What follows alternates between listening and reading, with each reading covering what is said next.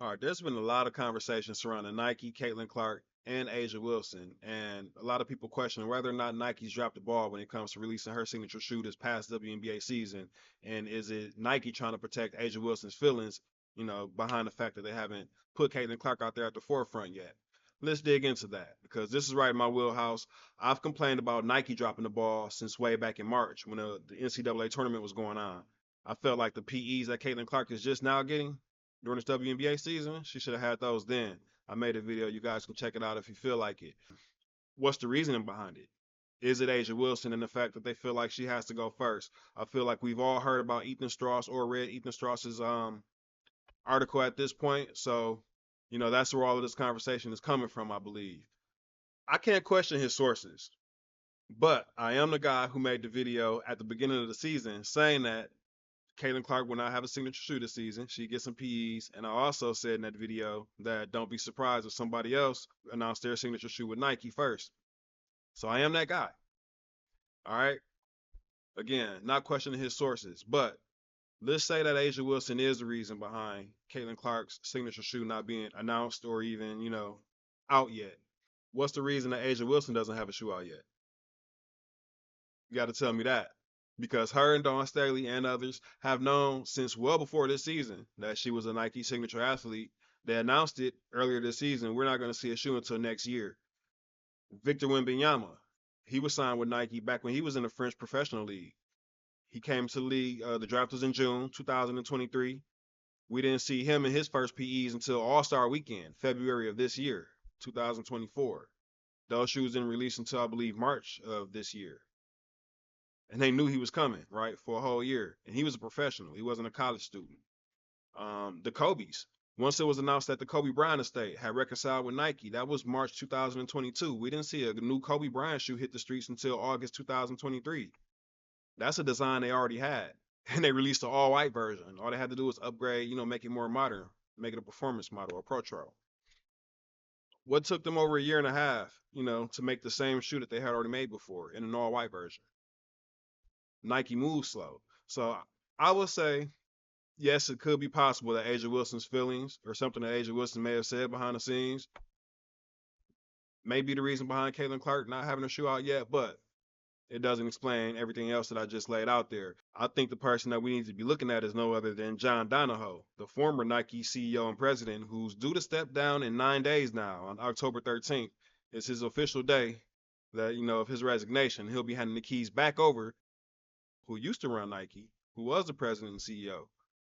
He'll be taking over on October 14th. He retired in 2020. So when I hear people comparing it to LeBron and saying, why aren't they doing it the same way that they did for LeBron? Whole different regime. This John Donahoe guy, he's done things a lot differently. All right. Now, will Caitlin Clark sell out? Yes. We we already know she's gonna sell. The Sabrina one was wildly successful. So has the Sabrina two been. Caitlin Clark's gonna double or triple that when her shoe drops, but they have to get it right. There's things they have to do before the signature shoe release. Normally they send players over to China to do a tour. She hasn't had any time in the last year to do that. She has like 200 something days now to get that done. They have to put out a nice campaign, a memorable campaign, something that's going to be on. This isn't like Wilson and Panini when they just drop the cards of the basketball. They send a tweet out, and by the time we see the tweet, it's already sold out. This has to go on TV, on airwaves, all over YouTube channel commercials. We're going to be seeing these commercials for a while, for months, and then they have to live on forever. They have to compare with the I want to be like Mike. It must be the shoes. Lil Penny. They have to compete with those. Anthony Edwards, the AE1. Adidas just put on a clinic. There's a lot of case studies being written right now about that marketing campaign that they just put on for Anthony Edwards. Nike has to compete with that. So they're not just gonna drop a tweet like Wilson and Panini. I hate when I see that comparison, the cards and the basketballs. They're going Super Bowl commercial. What are you talking about?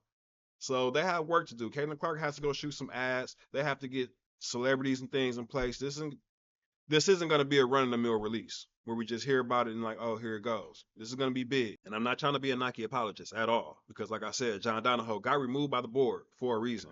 He's been a lot of reasons besides this, and I'm sure this is one of them. His handling with Caitlin Clark and Asia Wilson. But he's dropped the ball with Asia Wilson just badly. Olympics. We knew she was going to the Olympics. Nike designed the jerseys. We knew she was going to get MVP this season. They talked about it all off season. We knew it was hers as long as she stayed healthy. Why is she doing this in LeBron's? There is no excuse. So just as bad as it was that Caitlin Clark was doing all of this in Kobe's, why is she doing this in LeBron's? And the reason is because, just to be real, Nike owns the basketball market.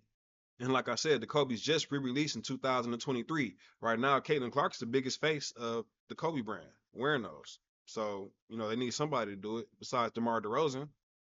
Let's be real here. I love you, DeMar. You ain't getting it done like Caitlin, man. So that's one thing. Nike owns the basketball market. Right now, LeBron's, Kobe's, Sabrina's, anything that Caitlin Clark does really just cannibalizes those sales. It just takes away from what Nike already has, because the only big player that they have in the basketball market to compete with is Adidas, and they're 10% at most, I believe, of the market. Now, another reason that they're not putting the Caitlin Clark shoes out or moving as fast on all basketball fronts, all the players that I named before, is because their main battle right now is in the running department. That's why their stock is dropped. If you see the quotes from the Nike chief financial officer, yeah, Nike is a running company, and they've been getting their ass handed to them since 2022. Brooks took over as the number one company in the market share on the running side.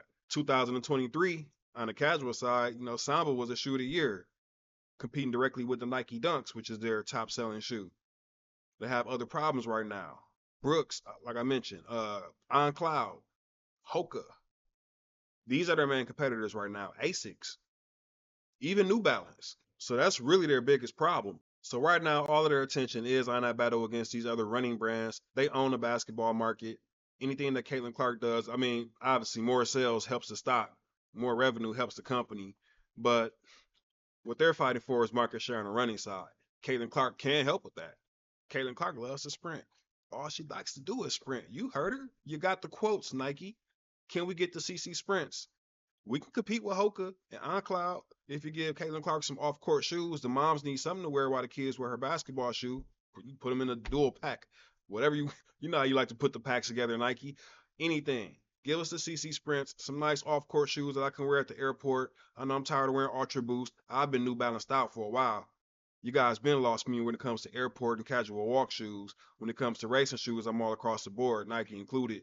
But even with the racing shoes, the track shoes, I should say. You guys have $300 like super performance shoes and nothing in between. Listen, just trust me on this one.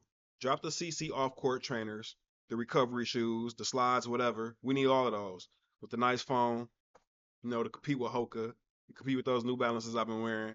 And then we can get the Caitlin Clark basketball shoe. Don't forget about the Super Bowl commercial.